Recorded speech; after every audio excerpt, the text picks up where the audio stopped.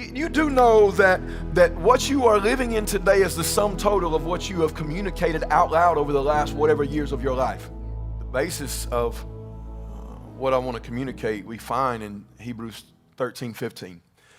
And it says, therefore, by him, let us continually offer the sacrifice of praise to God. That is the fruit of our lips, giving thanks to his name. You know, if you remember back to the very first week that I spoke, I gave some language from the book of Isaiah that God teaches us that he creates from the fruit of our lips.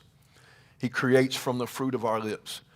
And so leave that Hebrews up there for me. He creates from the fruit of our lips. So if that's the case, it's not that God creates what we say, it's that God creates from what we say.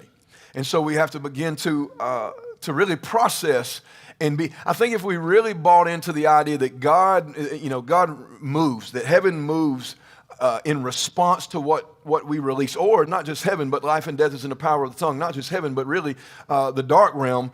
Both of them are looking for what sound you echo. And so we create life or death. That is the fruit of our lips. And so we were given a principle that I create from the fruit of your lips. We ought to be a little bit more cerebral about the language that we speak before we ever speak it.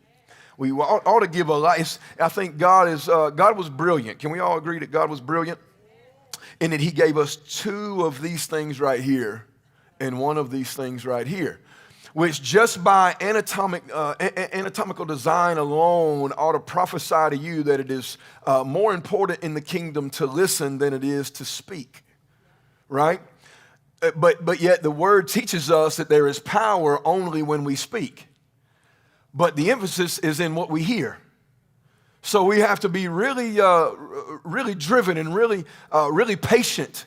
Let me use patient as a word, because patient I don't think is a word that we really buy into much today in our culture. We are, we're very quick to speak, and he says, be very slow to speak and quick to hear.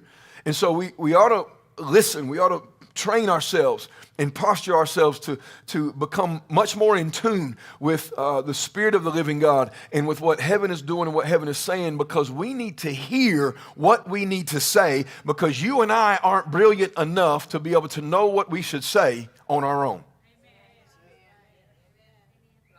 Okay?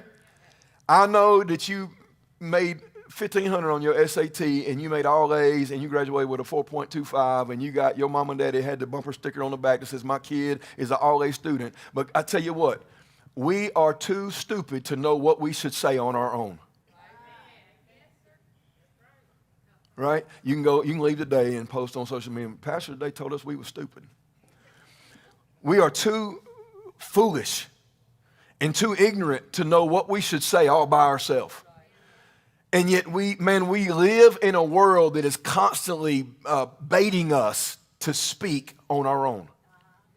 We live in a world that it's literally baiting us. It's giving us every avenue. Don't y'all like the new steps that I got? I ain't taking a hop and a leap up here. We just kind of slid that in this week. But it baits us. It's baiting us every day. It's creating opportunities every day for us to say something without thinking about it. And then we wonder why our world is hell. Because you literally are just living the harvest that you prophesied. Are you following me? Anybody with me this morning? Living the harvest. You do know that what you are living in today is the sum total of what you have communicated out loud over the last whatever years of your life. Like you're living right now, and if you don't like your life right now, well, then maybe you ought to change your language. But watch this. Before you need to change your language, you need to change your hearing. Isn't it interesting that when Jesus was teaching, he would say, he that has ears to hear, let him hear. He didn't say he that has a mouth, let him say something. He said, he that has ears, let him hear the word of the Lord, right? Which indicates that if I really want to change my life, yes, I have to change my language, but I really have to change my hearing. And be led by something totally different in order to change what I begin to see in my atmosphere. So it says, therefore by him, let us continually offer the sacrifice of praise to God. That is the fruit of our lips, giving thanks to his name. And so although life and death are in the power of the tongue, Hebrews lets us know what the fruit of our lips should be. The fruit of our lips should not stray from anything except for a sacrifice of praise and giving thanks. That literally, by Hebrews, should be the only thing that comes out of our mouth. And I know you say, well, we got to have common conversations. Well, you do. But even your common conversations with your brother man, it might be talking about going to lunch, but it better be edifying to both him and the kingdom of heaven.